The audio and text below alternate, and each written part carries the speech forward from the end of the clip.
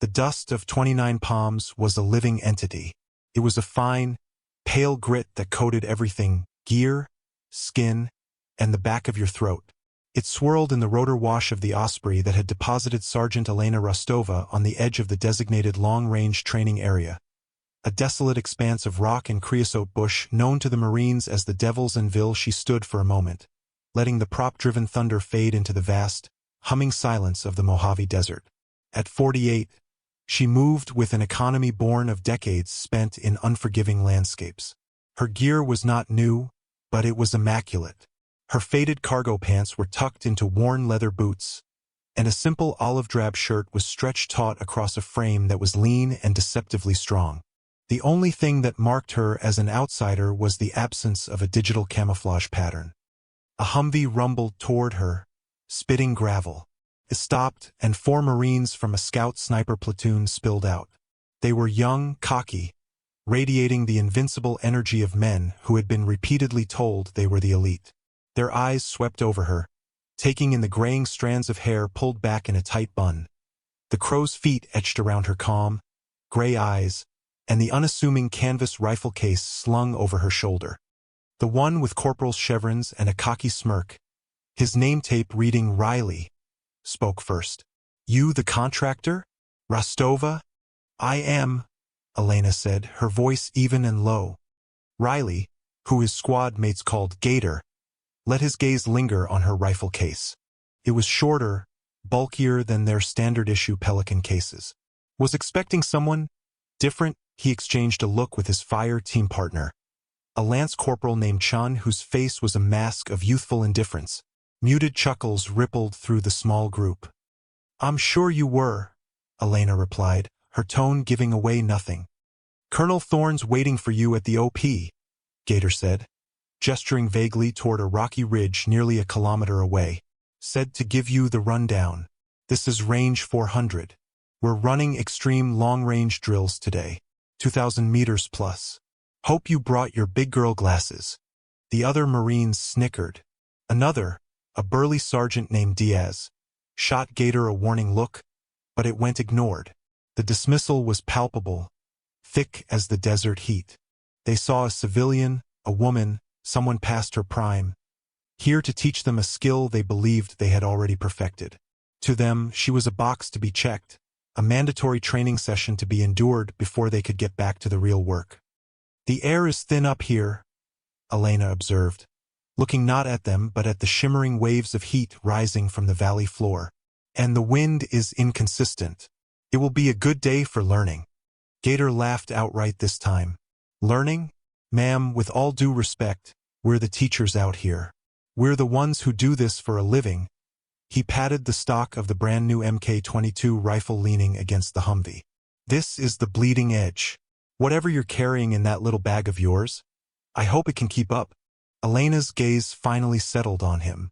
Her eyes weren't angry or offended.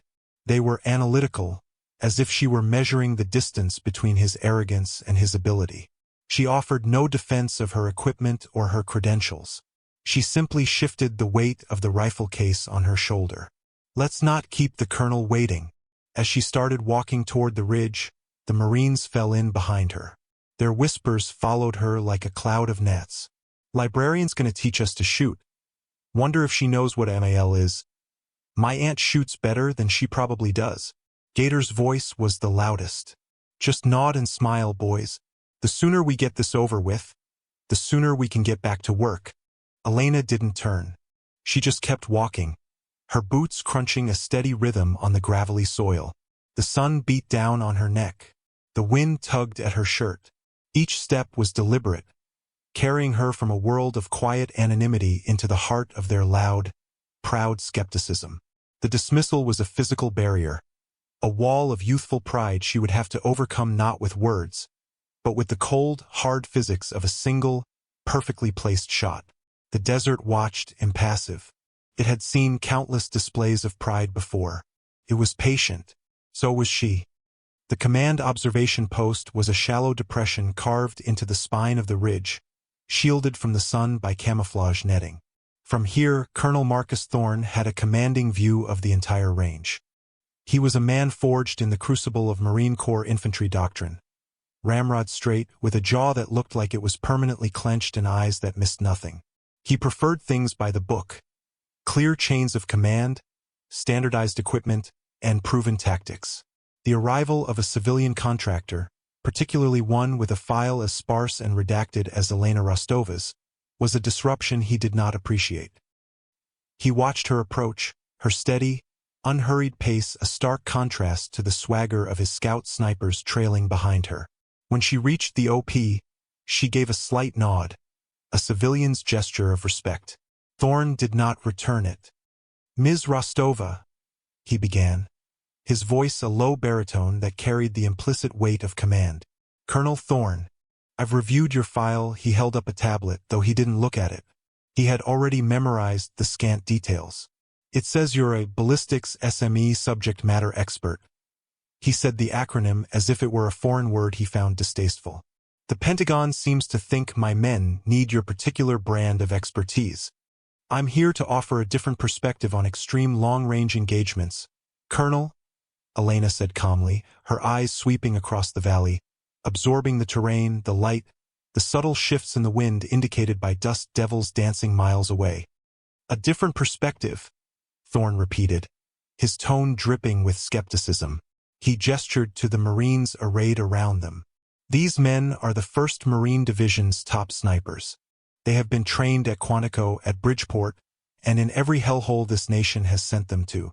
They can calculate windage, spin drift, and the Coriolis effect in their sleep. They are proficient with the M40, the Mk13, and now the Mk22 modular rifle. They are, without exaggeration, the deadliest riflemen on the planet. So I ask you again, ma'am, what are you going to teach them?" The question hung in the air, an open challenge. The Marines, Gator in particular, watched with smug anticipation. This was their world, their colonel, their rules. Elena met Thorne's hard gaze without flinching. "Respectfully, Colonel, doctrine is a map. It shows you the approved roads. It doesn't always show you the shortcuts, or the paths that haven't been charted yet. I'm here to talk about the uncharted paths." Gator Riley couldn't help himself. He coughed a laugh, poorly disguised as a choke on his water. "Uncharted paths? Ma'am, physics is physics. There are no shortcuts in ballistics." Elena turned her head slightly, her focus shifting to the young corporal. She looked at his state-of-the-art rifle, the integrated weather meter on his wrist, the laminated data card, his dope, for data on previous engagements, tucked into a pouch on his chest rig. Everything he had was issued, standardized, perfect. "Your data card tells you what the bullet should do in a perfect world, Corporal," she said, her voice dropping to a near whisper that was somehow more commanding than a shout. "It doesn't tell you what it will do in this one." She gestured to the sprawling, heat-shimmering desert. "Out here, there's no such thing as a perfect world. There are only variables. Millions of them. Some are in your books. Most are not." Gator, emboldened by the colonel's silent backing, took a step forward. "And I suppose what you've got in that bag is the magic solution?" He pointed at her canvas case. "Let's see it. What's your setup? Some custom job you built in your garage? Is it even chambered for a military-grade cartridge?" The condescension was a blade, sharp and deliberate. It was meant to belittle her, to put her back in the box of unqualified civilian. Sergeant Diaz shifted uncomfortably. Even Colonel Thorne thought the corporal was pushing the line, but he did nothing to intervene. He wanted to see how she would react. Elena's gaze was unblinking. She didn't rise to the bait. She didn't defend herself. She simply held Gator's eyes and made a quiet promise. "I'll teach you," she said. The words were simple, devoid of anger or arrogance. It wasn't a threat. It was a statement of fact, as undeniable as the sun's heat on their skin. For a moment, Gator was speechless, taken aback by her absolute certainty. Then his smirk returned. "Yeah? Okay. School's in session, ma'am. The first target is that steel plate on the far ridge," he pointed. 2,500 meters. Wind is a bitch today, coming left to right, gusting up to 20. But it's swirling in that basin. A real puzzle. He crossed his arms. Show us how it's done. Colonel Thorne nodded, sanctioning the challenge. An excellent suggestion, Corporal. Practical demonstration. The floor is yours, Ms. Rostova. Impress us. The entire platoon was now focused on her. The quiet confidence that had unnerved them was now being called to account. They expected her to falter, to make excuses, to perhaps offer a dry lecture instead of a demonstration. Elena merely nodded. She walked to a clear, flat patch of rock, away from the main group. She knelt down and unzipped her rifle case. She didn't hurry. Every movement was deliberate, practiced, a liturgy she had performed thousands of times. The scornful eyes of the Marines were on her back, but she was in her own world now, a world of precision, patience, and cold, hard math. The lesson, she knew, was about to begin. The exercise began with the Marines. It was their range, their rules, their chance to prove the civilian instructor was superfluous. Colonel Thorne gave the order. Riley, you're up. You and Chin. Talk us through it. Gator grinned, all swagger and confidence. He and Lance Corporal Chun moved to the firing line, a stretch of ground covered by a worn tarp. They set up their Mk-22, a marvel of modern engineering. Gator lay prone, settling in behind the rifle, while Chun set up the high-powered spotting scope. All right, target is a full-size IPSC steel plate, painted white, Gator announced, his voice carrying clearly in the dry air. Range confirmed by laser, 2510 meters, 2,510 inch. He held up his Kestrel 5700 Elite weather meter. Wind at our position is 14 miles per hour, gusting to 19, from 280 degrees. Full value left to right. Temp is 94 degrees. Barometric pressure is 29.92 and falling. Humidity is 8%. He rattled off the numbers with practiced ease. This was his comfort zone. He inputted the data into the ballistic calculator on the Kestrel. The device spat out a firing solution. Calculator gives me a solution of 28.2 mils of elevation and 3.1 mils of left windage, he said, dialing the enormous adjustments into the Schmidt and Bender scope. But, he added, a professorial tone in his voice for Elena's benefit, the calculator doesn't account for the basin. You see that draw about halfway to the target? The wind's gonna get squeezed in there and speed up. And that small ridge just before the target will cause an updraft. I'm gonna take a mil off my elevation for the updraft and add 0.3 to my windage for the basin. That's an experience call. Colonel Thorne nodded approvingly. This was what he wanted to see. A sniper who understood that technology was a tool, not a crutch. Gator settled his breathing. Chun watched through the spotting scope, his voice calm. Mirage is running left to right, boiling slightly. Looks consistent. Sending one, Gator said. He took a final breath, let half of it out, and the rifle bucked against his shoulder with a sharp crack. The suppressor turned the supersonic report into a loud, violent cough. They all watched. For several long seconds, nothing happened. The flight time of the bullet at that range was over 4 seconds. Then a puff of dust erupted from the dirt, a good 10 feet to the right of the steel plate. Impact right, 2 mils, Chin called out, his voice flat. No vertical miss. Gator swore under his breath. Wind is pushing harder than it feels. Okay, adjusting, he dialed 2 additional mils of left windage into his scope. Sending 2. Another crack. Another long wait. This time, the dust cloud was closer, but still to the right. Impact right, 0.5 mil, Chun reported. Frustration began to creep into Gator's posture. The confident swagger was gone, replaced by a tense rigidity. He had been so sure of his correction. The wind was playing tricks on him, doing something between the muzzle and the target that he couldn't see and his meter couldn't measure. He fired a third shot, holding an extra 0.5 mil of wind in his reticle. It missed left. He had overcompensated. The wind had suddenly died in one of the invisible corridors it traveled through the valley. Colonel Thorne's jaw was a knot of granite. He waved a hand. Diaz, you're up. Give Riley a break. Sergeant Diaz and his spotter took their place. They were an older, more seasoned team. Their approach was slower, more methodical. They spent nearly 10 minutes just watching the mirage and the subtle movements of the sparse vegetation across the valley before even calculating a shot. Their first round was closer than Gator's, a splash of dirt just low and right of the target. But they, too, were unable to land a hit. For shots, for misses, each one a testament to the maddeningly complex problem the desert was presenting. The wind wasn't just a current. It was a series of intersecting, conflicting currents, a river with eddies and whirlpools and undertows, all of them invisible. As the second team failed, a palpable tension settled over the observation post. This was no longer a simple training drill. It was a failure. The best snipers in the division were being defeated by a piece of steel and a gust of wind. It was a professional embarrassment, and it was happening right in front of the civilian they had all mocked. It was then that the crisis deepened.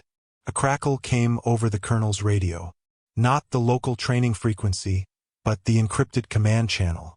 The radio operator handed the receiver to Thorne. His face, already grim, darkened as he listened. The one-sided conversation was terse. "Yes, sir. Understood. What is the asset status? Hostiles on site. Copy that. What is their disposition? Setting up a mortar. Understood." Thorne handed the radio back, his movements stiff. He turned to the assembled Marines, his expression stripped of all pretense. "This is no longer a drill," he said, his voice cold and hard. "I repeat, this is no longer a drill. We have a real-world situation." He pointed to a different part of the range, much farther out, toward a series of jagged peaks that marked the boundary of the military reservation. At 0900 this morning, an experimental reconnaissance drone went down in that sector. Grid coordinate 34 Romeo November Juliet. He rattled off the numbers. The drone is carrying highly sensitive electronic warfare and intelligence gathering equipment. A quick reaction force is en route for recovery, ETA 30 minutes. Air support is 40 minutes out. He paused, letting the weight of the situation sink in. The problem is, hostile forces have located the crash site. An enemy scout team. They're setting up an 82mm mortar position to destroy the drone wreckage before our QRF can secure it. They are on the reverse slope of that far peak. He raised a pair of powerful stabilized binoculars and stared into the distance. The JTAC just got a fix on their position from a satellite asset. They are dug in, and they are at a range of 3,540 meters. A collective intake of breath went through the snipers. 3,500 meters, over 2 miles. It was a mythical distance, the kind of shot you read about in books but never attempted. Their rifles, even the new Mk-22s chambered in .338 Norma Magnum, had an effective range of maybe 1,800 meters, 2,000 at a stretch. 3,500 was not extreme long range. It was impossible range. "Sir," Diaz began, his voice strained, "we don't have a weapon system that can reliably engage at that distance. Not with this wind." "I am aware of that, Sergeant," Thorne snapped, his desperation showing as a raw edge in his voice. "But they will have that mortar ranged and firing in less than 15 minutes. The QRF won't make it. Air support won't make it. We are the only asset in position to do anything." He looked at the faces of his men, seeing for the first time not supreme confidence, but the stark realization of their own limitations. Their doctrine, their training, their state-of-the-art equipment. It all had a limit, and they were well beyond it. The desert fell silent, the weight of the impossible task pressing down on them all. Gator Riley stared at his rifle as if it were a useless toy. They were the best in the world, and they were helpless. And in that moment of collective despair, Elena Rostova, who had been kneeling silently beside her canvas bag, began to move. While panic and grim acceptance rippled through the Marines, Elena Rostova was a study in serene focus. She had heard the colonel's report, processed the range, the urgency, and the impossible nature of the task. For her, it wasn't a moment of despair. It was a problem to be solved. The variables had changed, the stakes had been raised, but it was still just a problem of physics, wind, and will. She didn't wait for orders. Her movements were fluid and economical as she unzipped her rifle case completely. The Marines, pulled from their stupor by her activity, turned to watch. What she revealed silenced Gator Riley's remaining shred of mockery. It was not a rifle they recognized. The action was a massive, polished steel cylinder, custom-machined and sitting in a matte black chassis stock that was more skeleton than frame. The barrel was incredibly long and thick, deeply fluted to save weight and dissipate heat, and tipped with a muzzle brake the size of a small soup can. The scope mounted on top was a beast, a tangent theta with a tube so large it looked like a piece of artillery optics. The whole weapon system radiated a sense of brutal, uncompromising purpose. "What in God's name is that?" Chun whispered to Diaz. Diaz, a gun enthusiast, stared, his eyes wide. "The action looks like a Barnard. The chassis, I don't know. And the cartridge." He pointed to the magazine Elena was now calmly loading. The rounds were enormous, longer than his hand. "That's not 338 or 408. That looks like 416 Barrett." Thorne strode over, his face a mask of desperation and dawning curiosity. "Ms. Rostova, can you make that shot?" It was no longer a challenge. It was a plea. Elena didn't look up from her task. She seated the magazine with a firm, audible click. "The rifle can," she said, her voice a low murmur. "We'll see if I can." She moved to the spot on the firing line that Diaz had just vacated. But she didn't just lie down. She began to build her nest. From a small pouch, she produced a sandbag shaped like a wedge, which she placed under the rear of the rifle stock. She adjusted the bipod, splaying its legs wide and digging them into the hard-packed earth. She lay down behind the rifle, but she wasn't comfortable. She shifted, moved a small rock, adjusted her position again and again, until her body and the rifle were a single, stable unit, perfectly aligned with the distant, unseen target. While the Marines used advanced kestrel devices, Elena pulled out something different. It was a small, handheld anemometer, but she didn't just hold it up. She also produced 3 tiny, almost weightless streamers of silk thread, which she let go one by one. She watched them, her eyes tracking their chaotic dance as the wind carried them down into the valley. She was not just reading the wind at her position. She was visualizing its path, its layers, its hidden traps. Then came the notebook. It was a thick, leather-bound journal, its pages filled with dense, meticulous handwriting, charts, and complex equations. It was her life's work, a personal Bible of ballistics filled with the data from hundreds of thousands of shots fired in every conceivable condition on Earth. She flipped through the worn pages, her finger tracing a line of data. She found the section she was looking for, cross-referencing it with the current atmospheric data she had gathered. She turned to Chen, whose spotting scope was already aimed in the direction of the target. "Lance Corporal," she said, her voice pulling him from his daze. "Can you spot for me?" Chun blinked. "Ma'am, your scope is excellent. I need your eyes. The target is the mortar crew on the reverse slope of Peak 4481. Can you find them?" Galvanized, Chun focused on his task. "Looking," the JTAC said, "reverse slope. I see movement. Yes, I have them.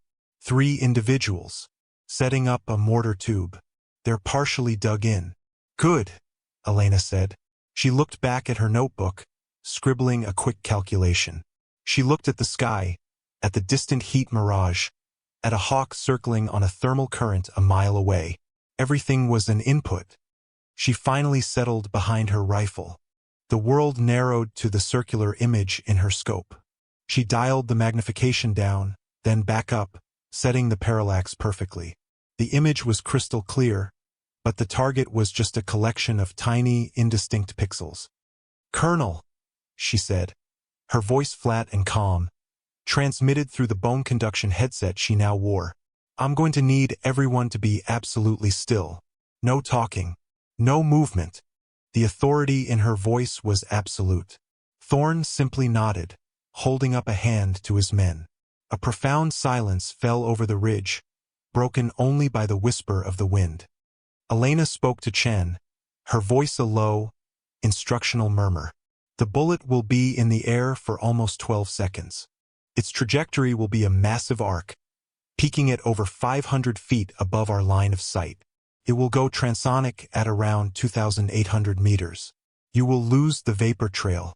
Don't chase it. Just watch the target area. Do you understand?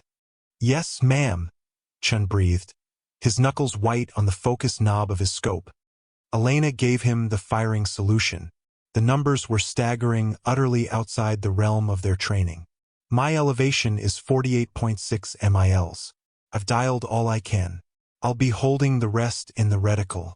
My windage solution is complex. The first 1,000 meters requires a 3.1 mil hold.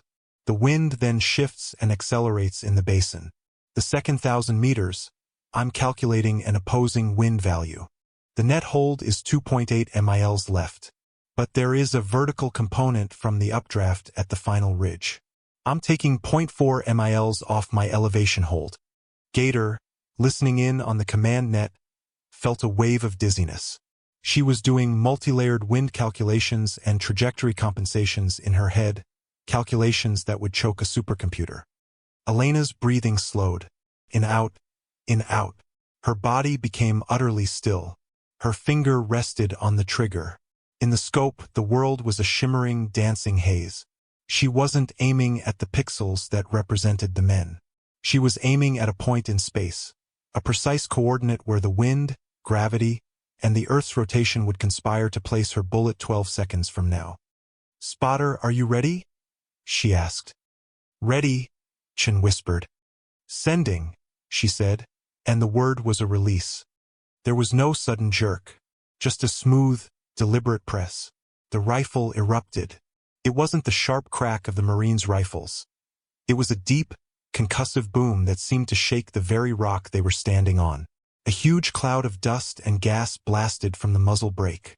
The recoil, massive and powerful, slammed the rifle straight back into her shoulder, which absorbed it with a practiced, fluid motion. She was already cycling the bolt, her eye never leaving the scope, chambering another round before the echo of the first shot had even died. Then the wait. 1 second. 2. The bullet, a 350-grain solid brass projectile, was climbing, a golden speck against the blue, spinning at 3,000 revolutions per second. 3, 4, 5. It reached its apogee a quarter of a mile high and began its long descent. The wind tore at it, trying to push it off course. 6, 7. Chan, watching through his scope, saw the faint, shimmering line of the vapor trail. "I have trace. It's my god, it's high." 8, 9. The bullet dropped below the speed of sound. The transition was violent, a shockwave rippling over its skin. It was here that most bullets lost their stability. But this one was designed for this moment. It wobbled, then corrected its spin, keeping it true. 10. Chun lost the trace. "Trace is gone," he said, his voice tight with tension. 11. Silence. Everyone held their breath. The world seemed to stop. Had she missed?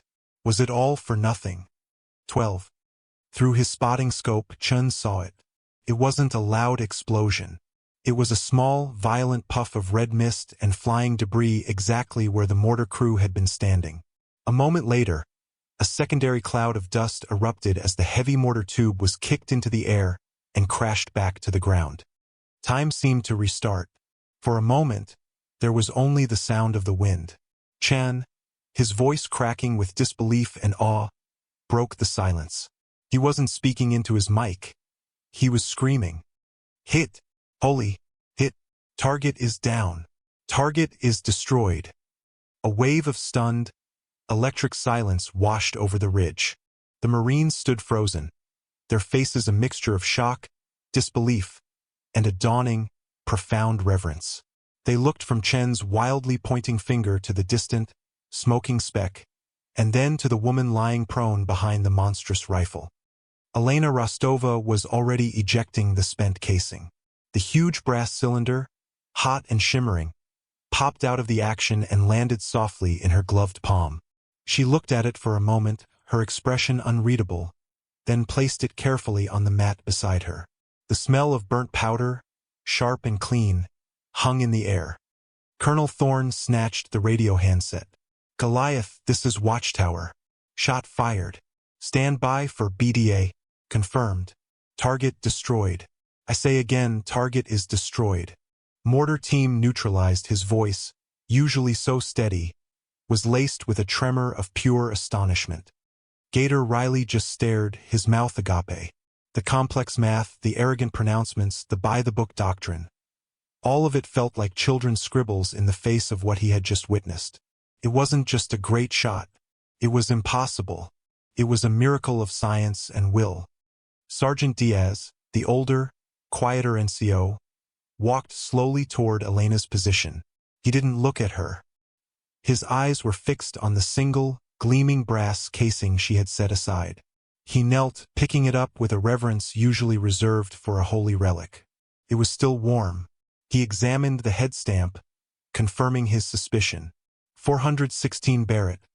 His gaze then drifted to the rifle itself. His eyes scanned the custom action, the massive scope, the intricate chassis. And then he saw it. Almost completely hidden by the lower ring of the scope mount was a tiny, exquisitely detailed engraving. It was a bird of prey, wings swept back in a dive, its head cocked with predatory intelligence. Kestrel. Diaz's breath hitched. He had heard the stories, the whispers in the intelligence community and the special operations world.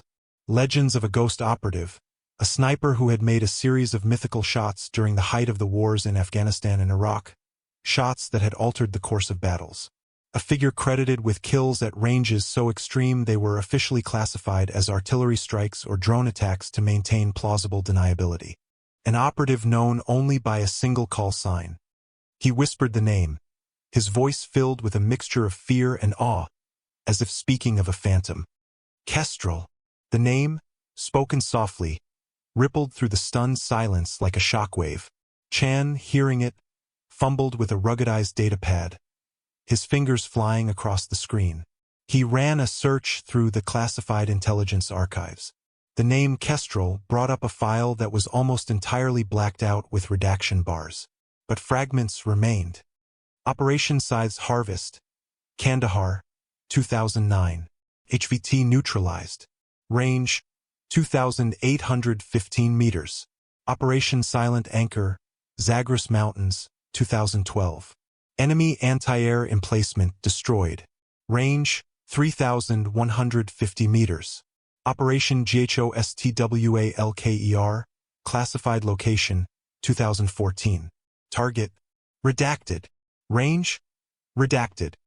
The final entry noted that the operative with the call sign Kestrel had been listed as killed in action during a covert operation in the Horn of Africa 5 years ago. It was a common practice, a cover story to allow a deep-cover operative to retire into true anonymity. Chun looked up from the datapad, his young face pale. He looked at Elena, who was now calmly wiping down the bolt of her rifle, seemingly oblivious to the storm of revelation swirling around her.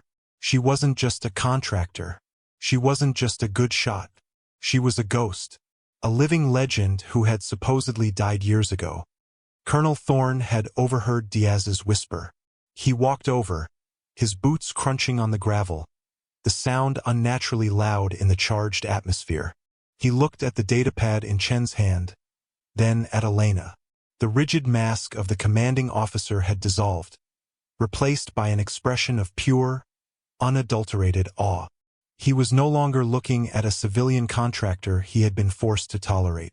He was looking at a figure who had stepped out of the pages of clandestine military history. He was looking at Kestrel. The desert wind picked up, whipping dust around the silent figures on the ridge. The mockery that had defined the morning was gone, burned away by the thunderous report of her rifle and the impossible, undeniable result.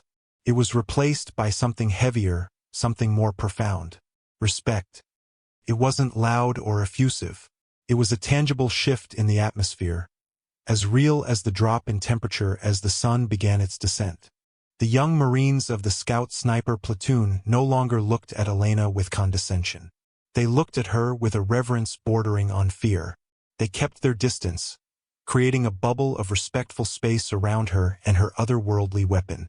They spoke in hushed tones, replaying the 12-second wait, the impossible calculations, the final, devastating impact. Gator Riley was the most transformed. The cocky smirk had been wiped from his face, replaced by a humbled, introspective expression. He stood apart from the others, staring at his own high-tech rifle as if seeing its limitations for the first time. For his entire career, he had been at the top of the pyramid, the best of the best. In the space of a single shot, this quiet, unassuming woman had shown him a level of mastery he hadn't even known existed. After several long minutes of processing, he broke from his stupor. He walked toward her, his steps hesitant. He stopped a few feet away, not wanting to intrude on her space as she methodically began to field-strip her rifle. She didn't look up. Gator cleared his throat. He didn't offer an apology. Words like sorry would have been cheap and meaningless in this context. Instead, he offered the highest form of respect one professional can give another. He sought knowledge. "Ma'am," he said, his voice low and hoarse, stripped of its earlier arrogance. "The wind, the sheer over the second ridge. You said it was opposing. How did you read that? There was no indicator. No mirage change. No vegetation." Elena paused her work. She picked up a cleaning rod and a small, oil-soaked patch. She looked at him, her gray eyes holding no trace of triumph or, "I told you so." They were the eyes of a teacher. She tapped the side of her worn, leather-bound notebook with the cleaning rod. "Experience isn't in the manual, Corporal. It's in the margins," she said softly. Then she gave him the answer he sought. "The dust. The fine dust, the kind you can't see from here. But with the scope at high magnification focused on the midpoint, you can see the light change. The dust scatters sunlight differently depending on which way it's moving relative to you. The light over that basin had a slightly warmer, redder tint. That's a sign of particulate matter moving away from you. The air over the final ridge had a cooler, bluer tint. It was moving toward me, an opposing current. You learn to see the color of the wind." Gator just stared, absorbing the information. The color of the wind. It was a concept so far beyond his training it sounded like poetry, yet she spoke of it as a simple, observable fact. He nodded slowly, the depth of his own ignorance settling on him like a physical weight. "Thank you, ma'am," he mumbled, and retreated, his mind reeling. Next came Colonel Thorne. He approached with the stiff formality of a man whose entire worldview had been upended. He stood before her, the setting sun casting his long shadow over the ground. For a moment he was silent, simply observing the calm, meticulous way her hands worked on the components of her rifle. He, a man who commanded battalions and orchestrated campaigns, was in the presence of someone who waged war on a scale of one. One shot, one kill, one history-altering moment at a time. He drew himself up to his full height, not in a display of dominance, but as a gesture of formal respect. He raised his hand to the brim of his cover in a slow, deliberate salute. It was not the casual salute one gives a subordinate. It was the salute of a soldier to a warrior, a salute of profound and deeply earned respect. "Ms. Rostova," he said, his voice resonating with a new, humbled gravity. "Thank you. Your instruction today has been invaluable." He chose the word instruction carefully, infusing it with all the meaning he now understood. She hadn't just taught them a technique. She had taught them the meaning of mastery. She had taught them humility. Elena paused her cleaning and met his gaze. She gave a short, simple nod, accepting the gesture. Thorne held the salute for a second longer, then dropped his hand and stepped back. As he did, a subtle change moved through the rest of the platoon.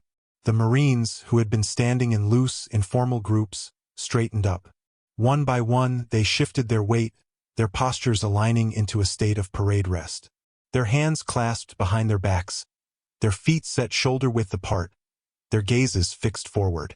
It was a silent, uniform, and deeply significant gesture of deference. They were no longer looking at a civilian. They were in the presence of a legend, and they accorded her the silent, martial respect she had so decisively earned. Night fell on the Devil's Anvil, and with it came the profound, cathedral-like silence of the high desert. The crisis was over. The debriefs were complete. The Marines had packed their gear and moved back to their temporary camp at the base of the ridge, their usual boisterous energy replaced by a quiet, contemplative mood. Elena Rostova remained alone at the observation post. She had declined the offer of a ride back, preferring the solitude. A single battery-powered lamp cast a small circle of white light on the rock beside her, illuminating the scene of her quiet ritual. Her rifle, the instrument of the day's impossible feat, was completely disassembled on a canvas cleaning mat. Each piece was laid out in perfect order: the massive bolt, the firing pin, the extractor, the trigger group, the chassis, the barrel in action. She worked in a focused silence, her hands moving with a surgeon's precision and a lover's care. She cleaned every groove of the bolt lugs, every surface of the firing pin, wiping away the microscopic residue of powder and primer. She ran a wet patch, then a dry patch, then a lightly oiled patch down the long barrel, her movements rhythmic and meditative. This was her process, her way of coming down from the intense, godlike focus required to send a projectile across miles of hostile space. It was a way of honoring the tool, of grounding herself back in the physical world of steel, oil, and meticulous attention to detail. The hands that had just defied physics were now engaged in the simple, humble act of maintenance. The stars emerged, brilliant and cold in the ink-black sky, undimmed by city lights. The moon, a silver crescent, cast a pale light on the distant peaks, softening their jagged edges. The quiet was broken by the crunch of boots on gravel. Elena didn't look up, but her hands paused for a fraction of a second. She knew who it was without seeing. The footsteps were light, hesitant. Lance Corporal Chun stopped about 10 feet away, silhouetted against the starfield. He held a steaming metal canteen cup in his hands. He stood there for a long moment, as if trying to find words that didn't exist. He had seen the file. He had witnessed the shot. He had spotted the impact that had saved the mission. No words he could offer would carry the weight of that moment. So he said nothing. He walked forward quietly, placed the cup of hot coffee on a flat rock just at the edge of her circle of light, and stepped back. He gave a short, almost imperceptible nod, a gesture of respect from a young soldier to a master of his craft, then turned and walked away, his footsteps fading back into the immense silence of the desert. Elena finished wiping down the rifle's action. She set the cloth aside and looked at the cup. Steam rose from it in a delicate, swirling dance, carrying the rich aroma of coffee into the cool night air. She didn't look back at the departing Marine. The gesture required no acknowledgement. It was a simple, silent offering. She picked up the cup, its metal warm against her palms. Cradling it, she leaned back against a rock and took a slow sip. The coffee was strong, black, and scalding hot. It was perfect. Her gaze drifted from the disassembled pieces of her rifle to the vast, dark horizon, where the jagged line of the ridges met the endless tapestry of the stars. The silence returned, absolute and complete, filled only by the whisper of the wind over the rocks and the quiet, unassailable weight of respect, earned not with words, but with a single impossible shot.